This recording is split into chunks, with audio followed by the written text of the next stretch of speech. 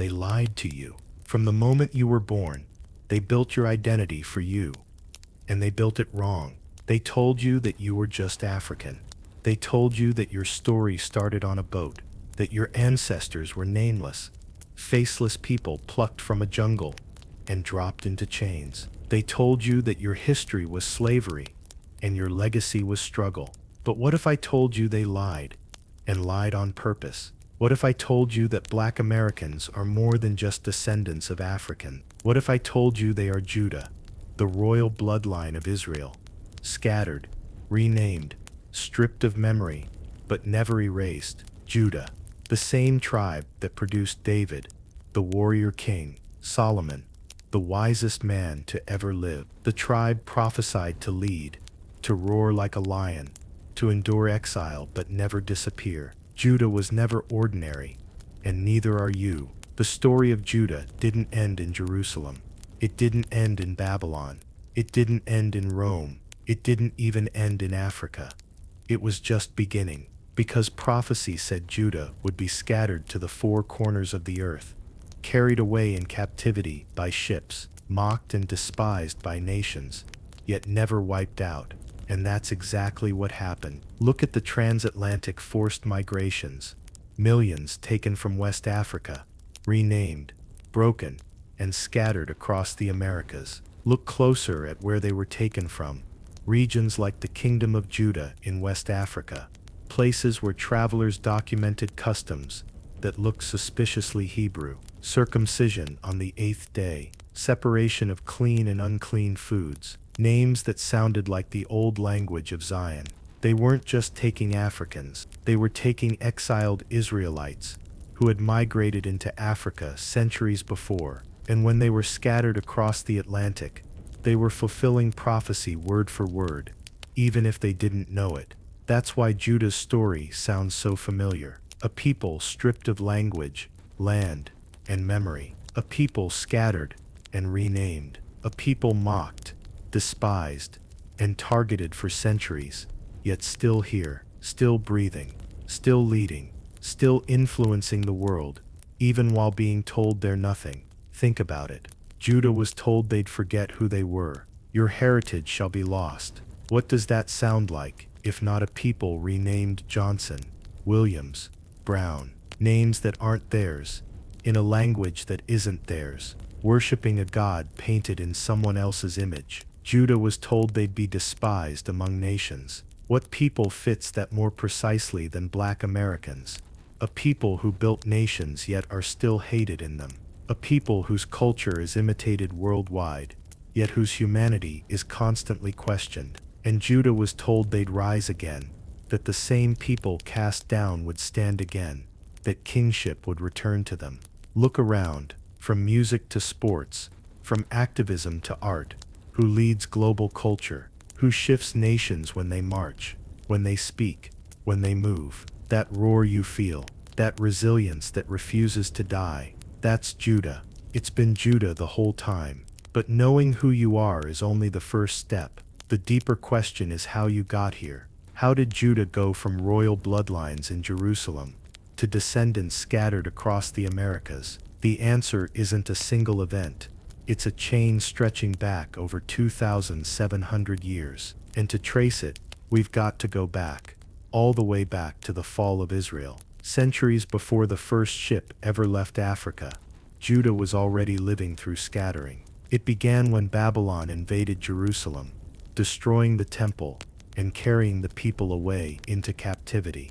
Judah's kings were dethroned, their city burned, their people dragged into foreign lands. It was the first forced migration, and it set the tone for everything that followed. Some returned, many didn't. Waves of Judahites spread into Mesopotamia, Arabia, and Egypt. When Rome rose centuries later and crushed Judea again, the scattering deepened. Survivors fled south into Africa, blending with local tribes, but never fully losing their identity. They carried with them names, customs, and traditions that refused to die. By the time European powers began building empires, Judah was already embedded in Africa, especially in West and Central Africa.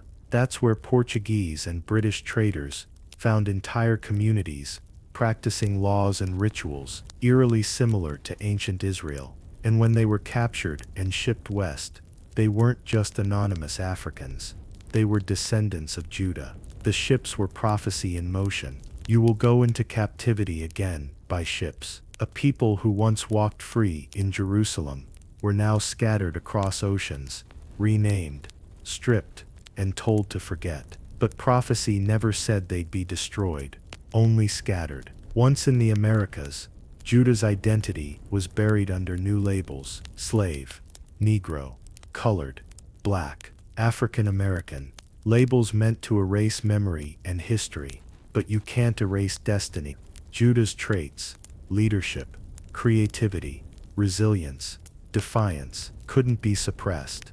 They surfaced in music, in resistance movements, in revolutions, in the refusal to break even when the world demanded they do. And while Judah forgot their name, the world never forgot who they were. That's why so much energy was spent on suppressing them. Laws to control them, systems to limit them, narratives to demean them, because deep down, the powers of the world knew they weren't dealing with former slaves. They were dealing with royal blood, the tribe destined to lead, even stripped of language and land. Judah's spirit was too strong to erase. They turned suffering into soul. They turned captivity into culture. They turned loss into legacy. Spirituals became psalms. Blues became laments. Gospel became prophecy. Hip-hop became modern-day scrolls. Every genre they created wasn't just art. It was memory trying to break free. Judah was scattered, yes, but scattered doesn't mean gone. It means planted. Seeds don't stop being seeds when they're buried. They just wait for the right season to rise. And that's exactly where we are now. Because the question is no longer who are we? The question is, what happens when we remember? They'll tell you the story started on a boat, that Africans were captured out of nowhere and dragged across the ocean. But that's not where the story begins. Judah was already in Africa, long before a single European set foot there. After Babylon tore Jerusalem apart, and Rome finished the job centuries later, the people of Judah scattered. Some fled into Arabia, others into the Horn of Africa, and many kept moving deeper south and west over generations. They didn't disappear, they migrated. They built new lives along trade routes, founded communities, and carried their traditions with them. By the time European empires were clawing for control of the African coast, Judah was deeply woven into the fabric of West Africa. And here's the part most history books leave out. European explorers, missionaries, and traders themselves recorded this. Writers from the 15th to the 18th centuries noted Judaic customs among several West African peoples. They wrote about communities that practiced circumcision on the 8th day, exactly as ancient Israelites did. They documented dietary restrictions, purification rituals, and even marriage laws that mirrored the Torah. Some spoke of festivals tied to new moons and harvest cycles, eerily similar to ancient Hebrew observances. And it wasn't just customs. Names told the story too. Towns, tribes, and individuals bore names that echoed Hebrew origins. Across regions like the Gold Coast, the Kingdom of Judah, yes, that was an actual place name. And along the Niger River basin, references to Judah, and Yehuda appeared in oral traditions and recorded maps. European cartographers in the 17th century even labeled a region, the Kingdom of Judah, on maps of West Africa, and then quietly stopped printing it as narratives shifted. Think about that for a second. If Judah was never there, why were European explorers writing about Hebrew practices? Why were there places named Judah, hundreds of miles from Jerusalem? Why did they quietly erase those names from later maps? Because the lie was cleaner. A nameless, cultureless people, stolen from nowhere, fit the colonial story. But a scattered royal bloodline, fulfilling prophecy, that changes everything. Some of the most compelling evidence comes from traveler accounts. Scholars like Josephus documented Israelites fleeing Roman persecution and heading south into Africa. Centuries later, Portuguese traders in regions like Dahomey, Wida, and Iwida described laws and traditions among locals that matched Mosaic law. They were confused. They thought they'd find pagans. Instead, they found echoes of Sinai. Even in language, fragments remained. Words for God, purity, covenant, and family bore resemblance to Hebrew terms. Among the Ashanti, Yoruba, and Igbo, groups from which many Black Americans descend, stories of an eastern homeland and migration from a land across the Nile remained embedded in oral history. And let's talk about the Igbo, because their story is one of the strongest bridges between Judah's past and present. The Igbo of southeastern Nigeria have long claimed descent from ancient Israelites. Colonial-era missionaries were stunned by their laws on dietary purity, family inheritance, and ritual cleansing. Some early European writers even called them the Jews of West Africa. They built altars, they avoided certain animals, they circumcised on the 8th day, they practiced levirate marriage. None of this was new. It was ancient memory, preserved across centuries and continents. This wasn't cultural borrowing, this was inheritance. Judah hadn't vanished, they just changed landscapes. And when Europeans began their transatlantic operations, they weren't dragging random people from the continent. They were uprooting communities that had carried pieces of ancient Israelite identity into Africa. They thought they were taking nameless laborers. They were taking royal blood. And that bloodline, scattered, stripped, and renamed, would one day become known as Black America.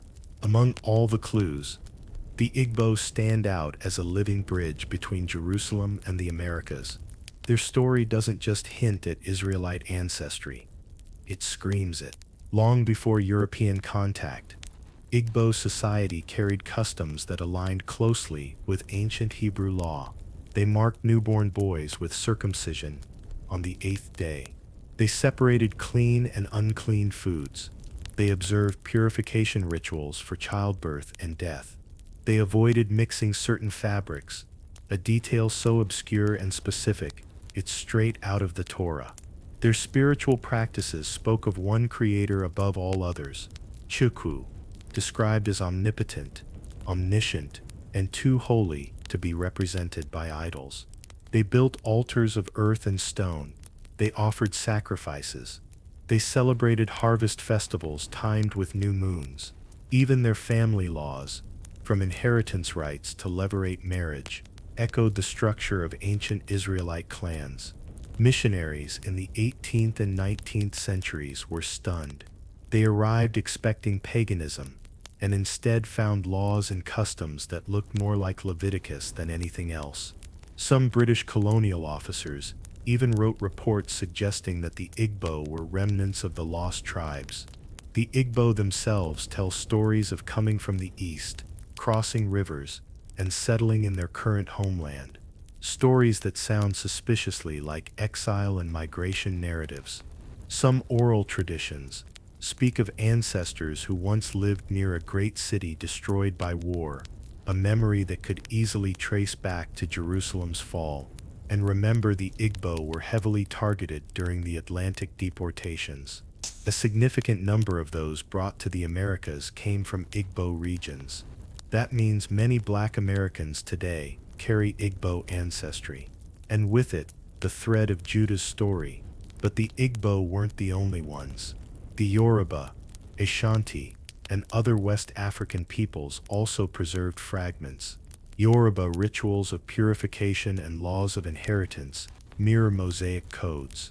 Ashanti oral traditions speak of a chosen people who fled their homeland and came south. Across the continent, echoes of Zion remained, disguised as tribal traditions, but rooted in something far older. And that's the part that breaks the colonial story apart.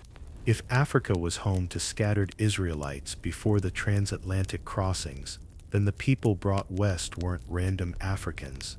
They were descendants of a people already marked by covenant. Think about the irony.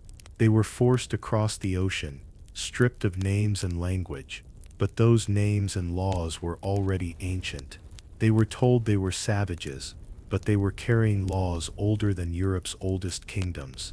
They were told they were nothing, but they were descendants of kings and prophets. Even the names of places betrayed the truth. In the 1600s, European maps labeled parts of West Africa as the Kingdom of Judah. Later, those names vanished from the maps, not because the land disappeared, but because the narrative had to be rewritten. The idea that Judah had simply vanished was too useful to abandon. But the truth leaves traces. It shows up in rituals still practiced in rural Nigeria. It echoes in Igbo proverbs that mirror Hebrew scripture. It's hidden in the architecture of old shrines, the structure of families, the rhythm of oral histories. It's written in the resilience of a people who carried their identity even when the world told them they had none. And when you connect those dots, from Jerusalem to Babylon, from Babylon to Africa, from Africa to the Americas, the picture gets clearer. Black Americans are not a people without a past. They are Judah, scattered and renamed, but never erased. And that truth has always terrified the world. Because once Judah remembers who they are, they stop asking for permission and start claiming inheritance. The question now isn't were they ever in Africa. The question is, how much of their story was stolen when they were taken from it? By the time ships were carving their paths across the Atlantic, Judah's presence in West Africa wasn't new. It was centuries deep. But when those ships began their voyages west, something far greater than cargo was being carried across the ocean. Prophecy was in motion. The scattering that began with Babylon and Rome now stretched across continents. And though the world calls it a tragedy, the scriptures called it long before it happened. You will be scattered to the four corners of the earth. You will go into captivity by ships. You will be called by names not your own. These weren't random words. They were a blueprint, and history followed it step by step. Judah didn't arrive in the Americas as blank slates. They carried memory with them, not always in written form, but in rhythm, story, ritual, and instinct. Even when names were stripped and tongues forbidden, traces of who they were remained buried beneath the surface. On plantations and in fields, Judah whispered the same prayers their ancestors once whispered in Jerusalem. They mourned in ways that echoed ancient lamentations. They sang songs that sounded like sorrow, but were layered with coded messages. Songs about deliverance, rivers, promised lands, and freedom from bondage. They weren't just singing about hope. They were singing their history back to life. Those spirituals that spoke of crossing the Jordan and reaching Zion, those weren't coincidences. That language wasn't taught to them by captors. It was inherited. It was the echo of a people who'd already crossed waters before, who'd already known exile, and who still believed in a return. Judah's laws and customs survived too, hidden in plain sight. Families passed down traditions about cleanliness, mourning, and celebration that matched laws written thousands of years earlier. Even the instinct to separate certain foods or honor sacred times lingered, sometimes without explanation, as if memory itself refused to die. Some scholars have noted how even naming patterns, like names beginning with Yah or El, persisted despite attempts to erase them. Words tied to divinity, strength, and covenant resurfaced in new forms. It wasn't deliberate. It was deeper than that. It was blood memory. And here's the thing they don't teach you. Judah wasn't passive in captivity. They resisted. They rebelled. They built underground networks and plotted escapes. They preserved their humanity when the world tried to strip it. And every time they did, they were living out the very prophecy spoken over them. Judah, your hand shall be on the neck of your enemies. Even in bondage, that lion spirit never stopped roaring. The most feared thing wasn't Judah's chains. It was Judah's memory. That's why laws were written, to stop them from reading, writing, or practicing their traditions. That's why names were changed and languages were banned. Because power knows that when Judah remembers who they are, control begins to crack. And even though Judah forgot their name, they never lost their nature. It was written into their resilience, encoded into their creativity, stamped into their refusal to break. And that nature began to shape the new world they were forced into, in ways their captors never imagined. Once scattered, Judah didn't vanish. They transformed. And the fingerprints of that transformation are everywhere. In culture, in music, in resistance, and in the heartbeat of an entire people. Start with music. No other group on earth has reshaped the sound of the planet like Black Americans. Blues, jazz, gospel, soul, hip-hop. Every major genre that defines the modern world was born from Judah's experience in captivity. But these weren't just new sounds, they were ancient echoes. The blues, mournful, soulful, raw, sounds like the laments of Jeremiah. Gospel, triumphant, hopeful, defiant, is the spirit of Psalms reborn. Call and response patterns in Black churches trace back to communal prayer styles practiced in ancient Israel. Even hip-hop, with its prophetic storytelling and cries against injustice, echoes the role of prophets, calling out kings and systems in ancient days. These aren't coincidences, they're the survival of memory, the continuation of Judah's voice, now amplified across airwaves and continents. The world calls it art, but to Judah, it's remembrance. Judah's leadership never disappeared either, it just shifted forms. The same tribe that produced kings and prophets now produces voices that spark revolutions. Frederick Douglass, Harriet Tubman, Marcus Garvey, Malcolm X, Martin Luther King Jr., leaders who changed the course of nations. That leadership is not random. It's part of Judah's design.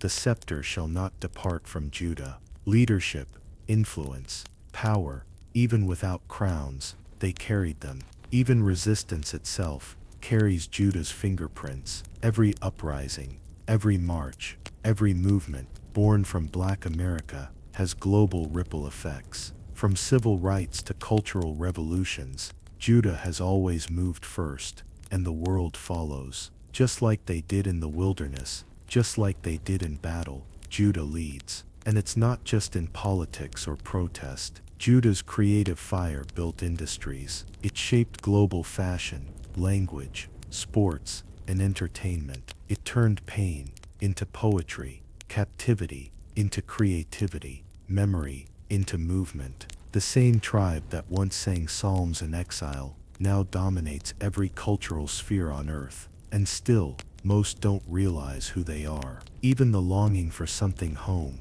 something lost, that runs deep in Black American consciousness, that's not a coincidence either. It's Judah's spirit remembering Zion, even if the mind has forgotten the name. It's why themes of return, liberation, and restoration pulse through generations of Black expression.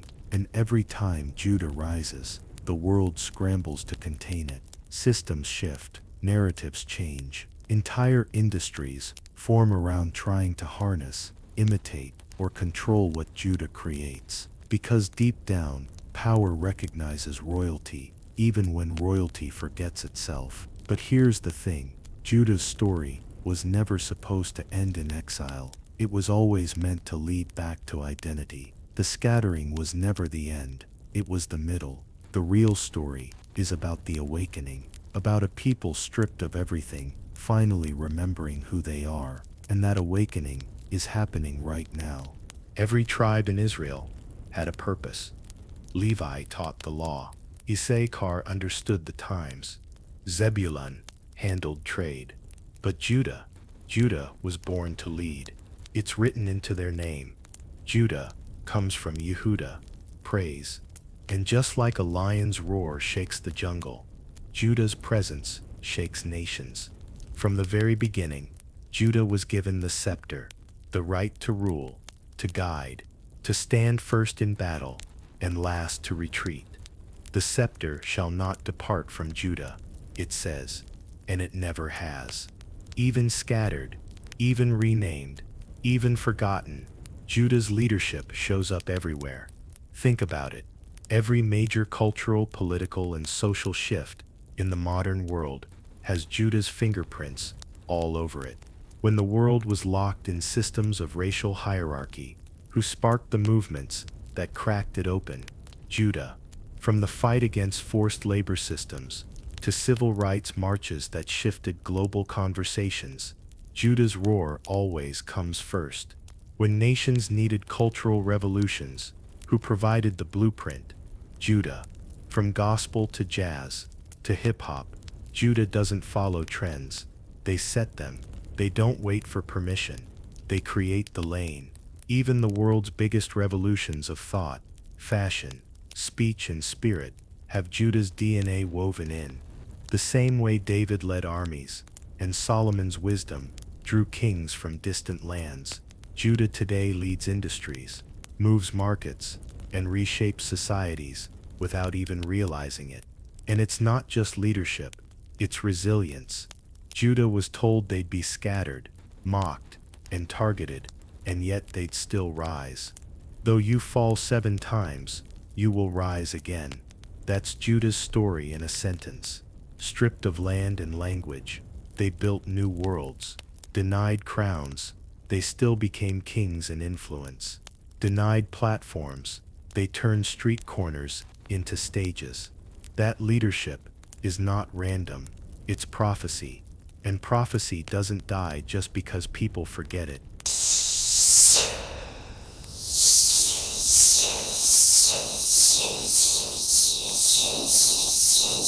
The reason Judah leads, even when they don't know who they are, is because leadership isn't a skill they learned. It's their inheritance. It's why they influence the world, even while being despised by it. It's why every global conversation, from justice to art to resistance, starts with them. Judah was never meant to blend in. They were meant to stand out. That's why their rhythm dominates global music. That's why their slang becomes global language. That's why their resistance movements inspire continents. It's why their struggle becomes the template others follow. But here's the twist. While Judah was walking in their destiny, they were doing it blindfolded. The world knew who they were, but Judah didn't. And that wasn't an accident. That was design. Because those in power understood something simple. A lion that doesn't know it's a lion can be caged. And so began one of the longest-running campaigns of erasure in human history, a deliberate rewriting of Judah's story to keep them from remembering who they are. It wasn't enough to scatter Judah. The next step was to make them forget, because a scattered people who remember their identity are still dangerous, but a scattered people who forget are manageable. So the campaign began. Not with swords, but with stories. Rewrite the history books. Rename the tribes. Replace the faces. If Judah forgot their crown, they'd stop reaching for it. Start with names. The descendants of Judah were stripped of their original names and given new ones. European surnames that had nothing to do with their lineage. Erasing a name is more than just paperwork.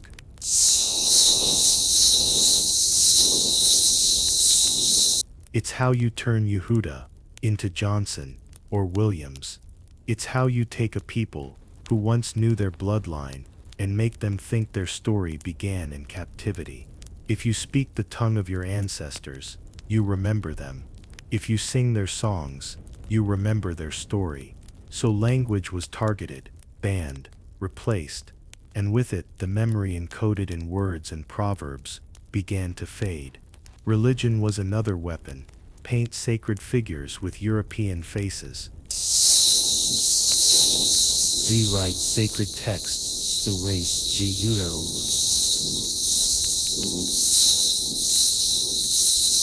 Tell the world Israel was in Europe's image. So when Judah looked in the mirror, they saw nothing familiar. Education followed. Entire chapters of African and Israelite history were torn out of textbooks. Maps labeling Kingdom of Judah, vanished from atlases. Scholars, who suggested West African tribes were of Israelite descent, were dismissed, silenced, or rewritten as fringe. And over centuries, the lie hardened into fact. Even archaeology wasn't safe. Artifacts linking African peoples to ancient Israel were hidden or dismissed as coincidences. Oral traditions, speaking of Eastern homelands, were labeled myths. Anything that tied Judah to greatness was downplayed. Anything that tied them to royalty was ignored. And when memory still tried to resurface, ridicule became the next tool. Anyone who claimed Judahite descent was mocked, dismissed, or branded as delusional. Even today, systems label Black identity movements as radical or extremist, not because they're false, but because they're dangerous to falsehood. But despite all of that, the truth kept leaking through the cracks. Judah's leadership couldn't be suppressed. Their creativity couldn't be contained. Their resilience couldn't be erased. Because you can bury history, but you can't kill bloodline, and deep down, the world knows it. That's why so much effort has gone into hiding it.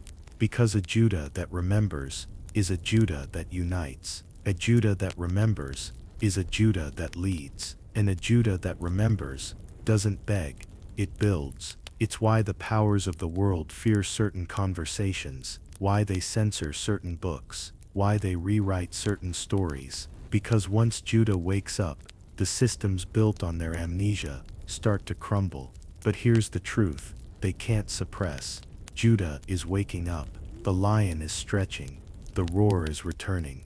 The scattered tribe is starting to see itself again, not as descendants of captivity, but as heirs of a covenant. And once Judah fully remembers, the world will never look the same. If this were just about history, maybe you could argue it's coincidence. Maybe you could say Black Americans just happened to be resilient, creative, and hated all at once. But this isn't random, because their story was written long before it happened, long before ships crossed the Atlantic, long before America even existed, long before the first chain was forged. The destiny of Judah was carved into prophecy. One prophecy said Judah would be taken to foreign lands by ships. Think about that.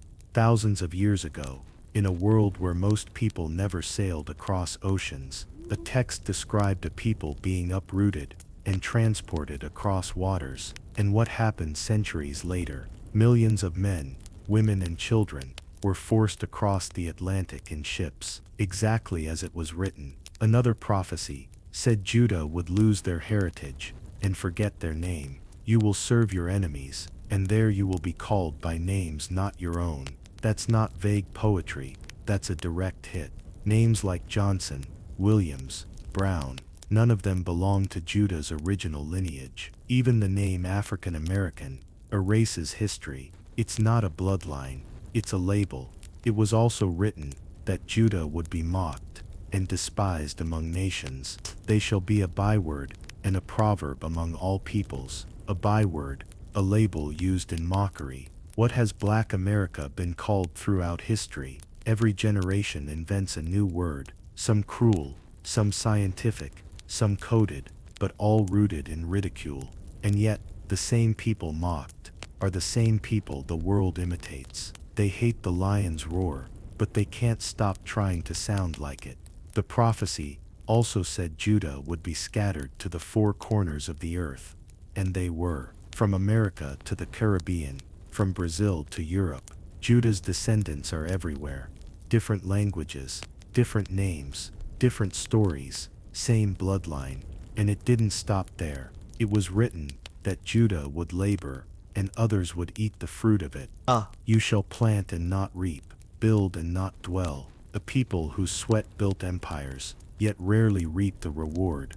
Tell me that doesn't sound familiar. It said Judah would fear for their lives day and night, that their lives would hang in doubt, decade after decade, generation after generation. Judah in America has lived under that weight, never certain if justice will come, never sure if tomorrow is promised. That's not vague, that's the blueprint. and one of the most striking prophecies said Judah would become the tail and not the head, last in wealth, last in power, last in influence on paper, but destined to rise again. And what do we see? A people systematically pushed to the margins, yet whose cultural influence leads the globe. A people denied power, yet whose voices ignite movements. A people at the bottom, yet whose presence shifts the top. It's all there, written, recorded, spoken long before any of it unfolded. This isn't coincidence. This is continuity. When you look at Black Americans through that lens, they stop being a race and start being a tribe, a royal bloodline that's lived out every single marker laid down in ancient texts. And when a story written millennia ago lines up detail for detail with a modern people, that's not random, that's identity screaming through history. And if the prophecies about Judah's exile came true, then so will the ones about their awakening. The same words that predicted Judah's scattering also predicted something else, that they would remember, that in the lands where they were scattered, they would rise and call themselves by their true name again. It said, in the land of their captivity, they will remember themselves and look around. Conversations once whispered in corners are now global movements. People once ashamed of their lineage now speak of kings and tribes. The phrase, "We are the real Judah," isn't fringe anymore. It's trending. It said Judah's oppressors would try to erase their memory, and they did. But it also said Judah's memory would return, and it is, piece by piece, song by song, revelation by revelation. Judah is piecing itself back together. It was written that Judah's captors would be astonished at their rise. Nations will be astonished, saying, "Are these not the ones we once despised?" And that's already happening. The same people once written off as inferior now dominate global culture. The same bloodline once deemed powerless now sets the tone for entire industries. Even Judah's leadership resurgence was foretold. Judah will rise first. And isn't that exactly what happens? Every major shift begins with them. Civil rights? Judah first. Cultural revolutions? Judah first. Global movements against injustice? Judah first. It's not luck. It's not coincidence. It's prophecy playing out in real time. And the final piece? Judah will roar. The lion, once silent, once forgotten, will roar again. That roar isn't just a sound. It's identity breaking through centuries of silence. It's memory overcoming erasure. It's a people once buried under false names now standing tall and saying, "We are Judah." That roar is already shaking systems. That roar terrifies those who built their power on Judah's amnesia. That roar is why narratives are shifting, why history books are being rewritten, why suppressed stories are now surfacing.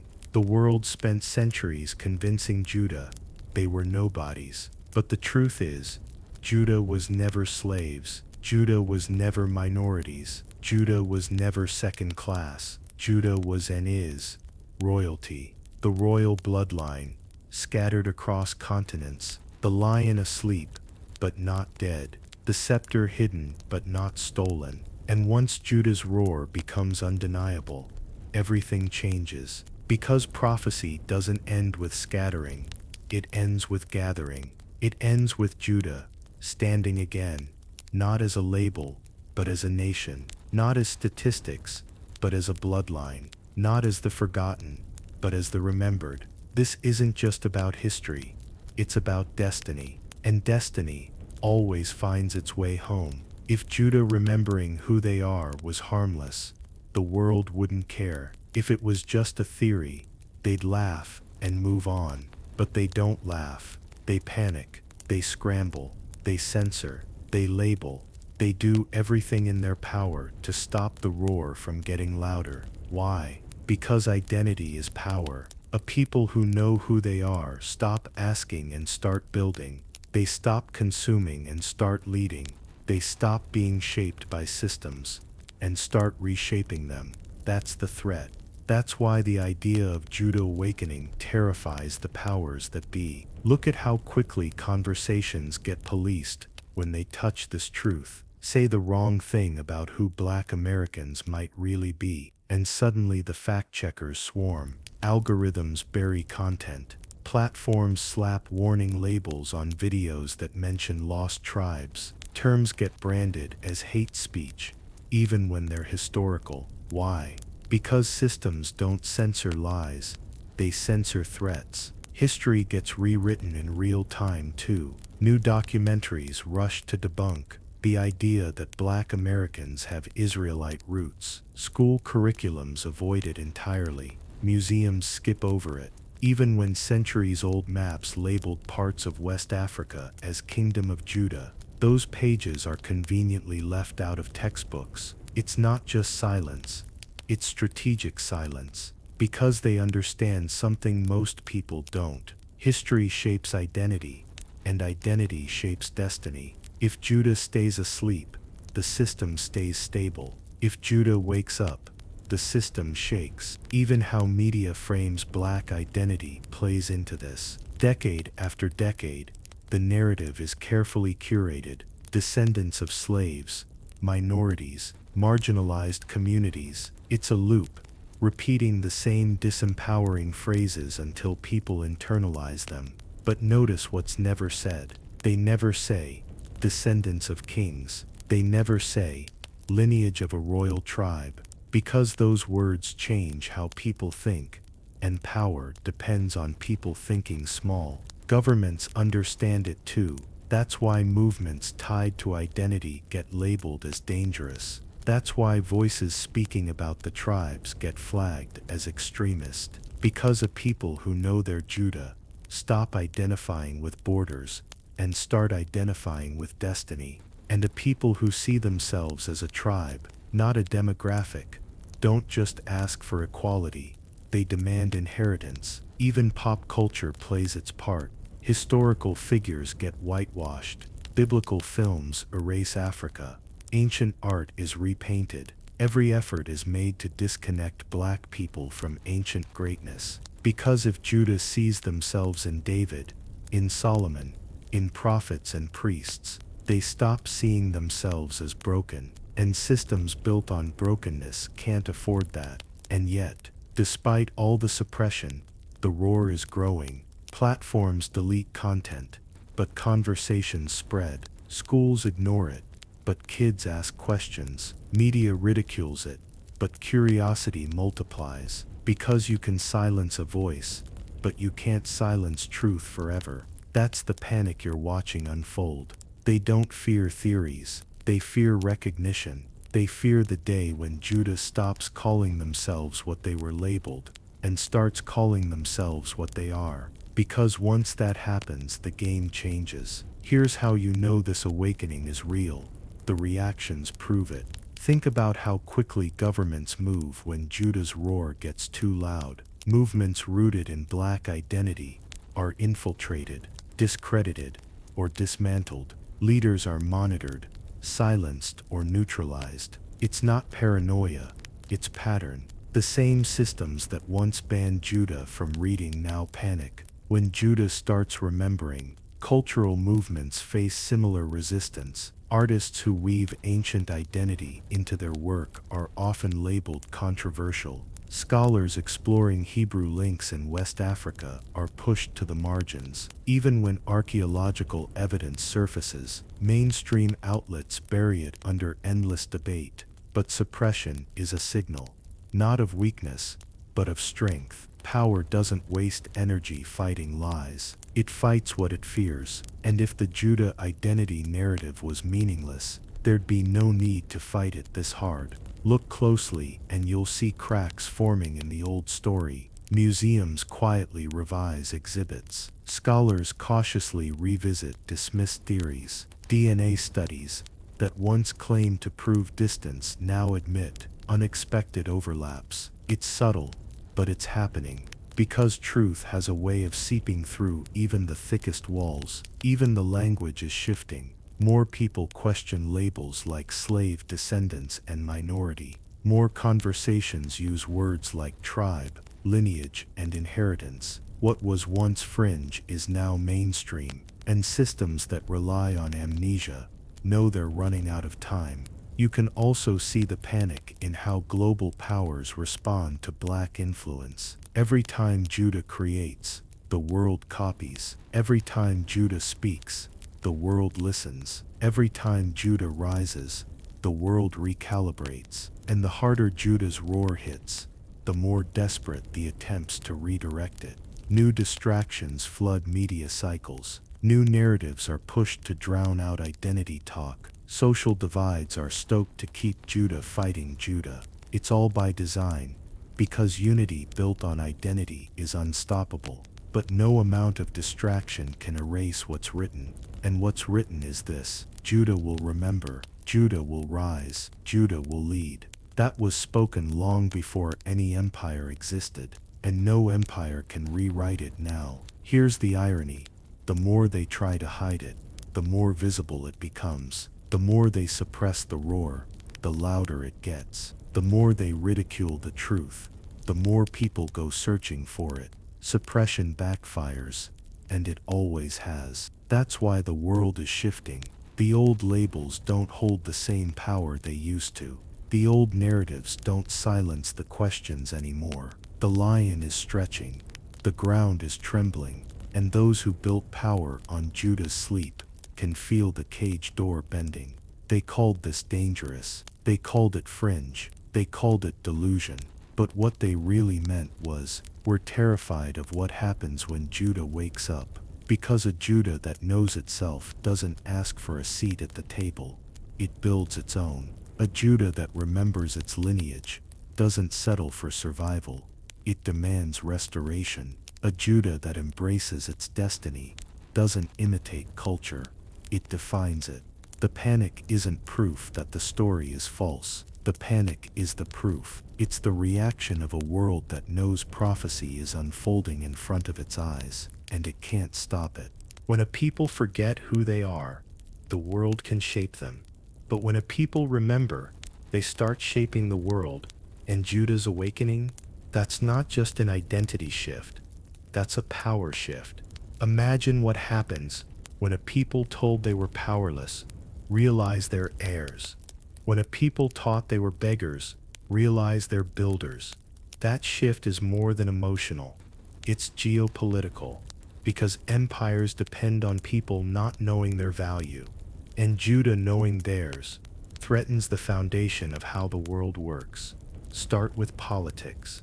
Systems built on controlling black populations lose leverage when those populations stop seeing themselves as minorities and start seeing themselves as tribes. Demands become different.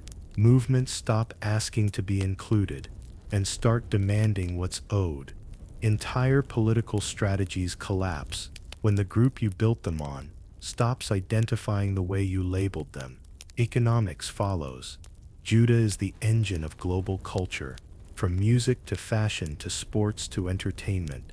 Their creativity drives trillions of dollars in revenue worldwide, but most of that power is harvested by others.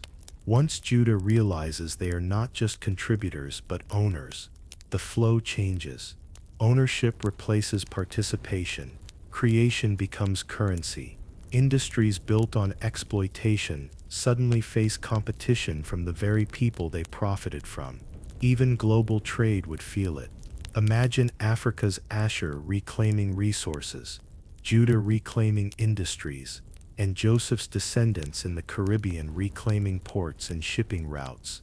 Together, what's that do to the global balance? It flips it. Suddenly the developing world is dictating the terms. Suddenly the buyers become sellers, and the lenders become borrowers. Culture, the most visible battlefield, would change overnight. Right now, Judah's influence drives everything from slang to style to sound. Yet, it's often repackaged and sold back to them. But what happens when Judah builds their own platforms, labels, and networks, and connects them globally? The culture stops being borrowed. It becomes sovereign. The power of story changes too. Hollywood can't keep rewriting biblical figures into Europeans if Judah owns the cameras. Textbooks can't erase African Israelite history if Judah publishes the curriculum. Control of narrative is control of power, and when Judah writes their own, the old stories crumble. And here's the part that truly terrifies those in charge. Once Judah wakes up, they won't wake up alone, because when Judah remembers, the rest of the tribes start remembering too. Ephraim, Manasseh, Levi, Gad, they all start tracing their roots and connecting the dots. And when scattered tribes recognize each other as one nation again, borders stop mattering. Alliances shift. Colonially drawn lines blur. A people once fragmented across continents start thinking as a global family, and that's a power no empire on earth can contain. That's why this awakening matters. It's not just personal, it's planetary. Judah rising changes. Who writes history? Who controls resources? Who dictates politics? Who defines culture? Judah rising doesn't just reshape black identity, it reshapes the global order. But the shift isn't just external, it's internal too. Because when Judah remembers their royal bloodline, the way they see themselves and the world changes forever. The world didn't just strip Judah of land and language, it stripped them of spirit. It replaced their memory of covenant with doctrines of inferiority. It replaced stories of kings with stories of chains. It told them their history began in captivity, not in kingdoms. But awakening rewrites all of that. When Judah knows they are more than the labels given to them, their relationship with the Creator shifts.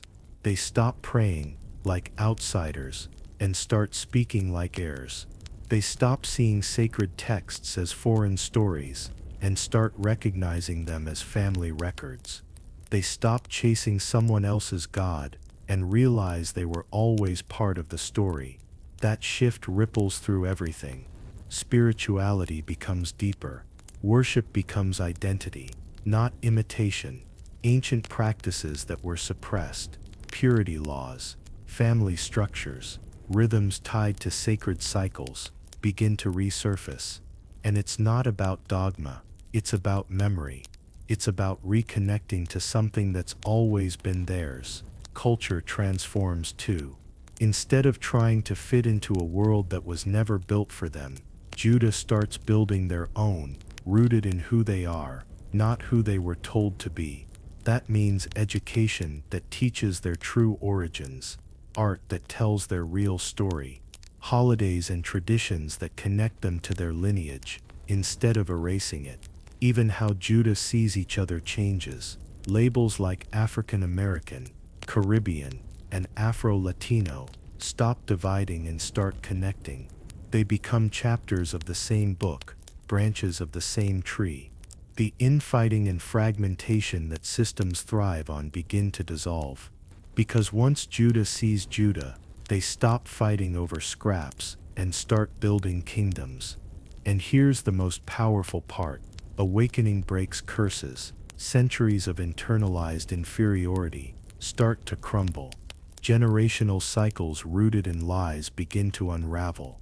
Trauma passed down through generations loses its grip when the truth of identity replaces the fiction of worthlessness.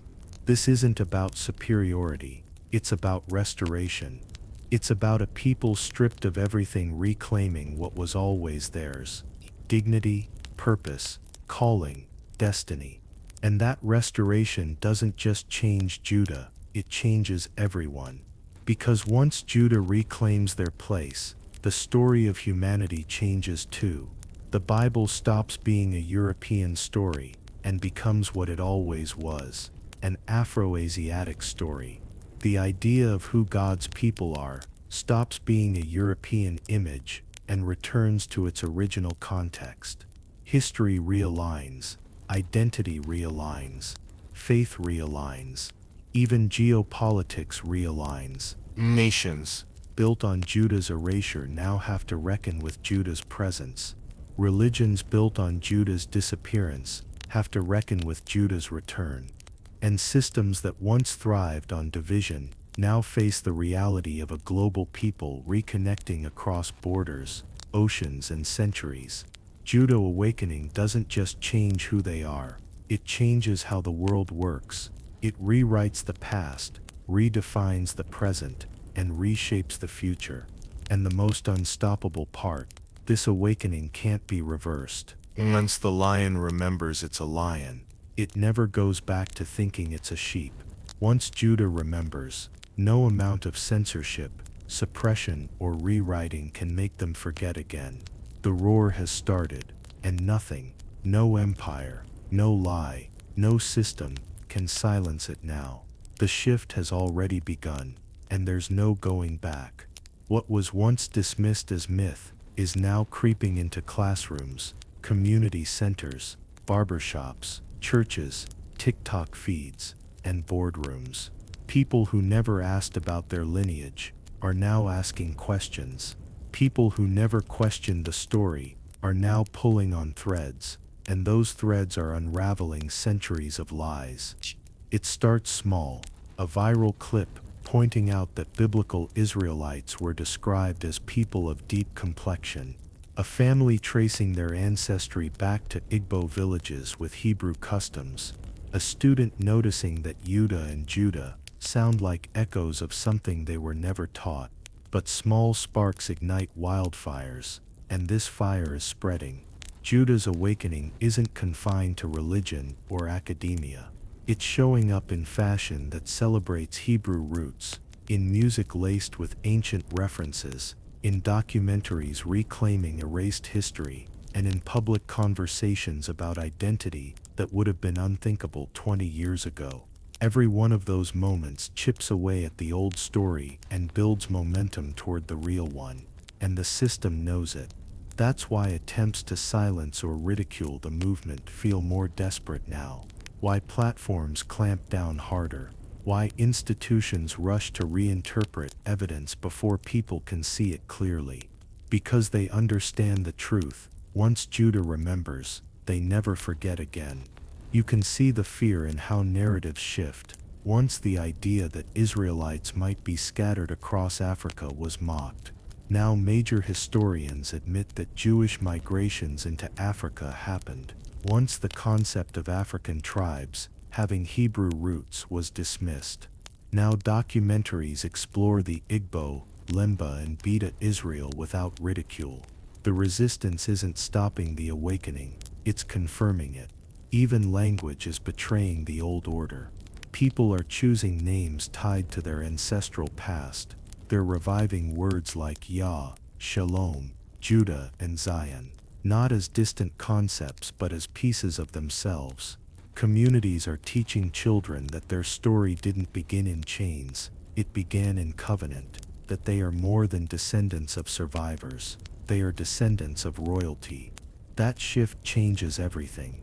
A people who think they are victims behave one way. A people who know they are heirs behave another. And when Judah sees themselves as heirs, they stop reacting to history and start rewriting it. They stop trying to fit into systems and start creating their own. They stop measuring success by someone else's standard and start measuring it by destiny. And this isn't just about Black America. When Judah wakes up, the ripple spreads across the scattered tribes. Levi, Benjamin, Ephraim, Issachar, Gad, all begin searching for their pieces of the puzzle. And once those pieces connect, the full picture emerges. A people scattered but not lost, forgotten but not erased, humbled but never broken. That's the point of no return we're standing in right now. This isn't theory anymore. If this glimpse into hidden history stirred something in you, don't stop here. There's so much more they've worked hard to keep buried, and we're uncovering it piece by piece. Check out the rest of the channel, where we dig deeper into the forgotten truths about who we really are and how the past shapes everything about the present. But this isn't just about me talking. I want to hear from you. Do you agree? Do you disagree? Bring your thoughts, your evidence, your questions, and let's build the conversation together. Drop your take in the comments below. I'd love to hear what you think. Also, please do consider liking and subscribing, as it helps the channel and our movement grow stronger every day. This is only the beginning of something huge. The debate is where the real fire begins.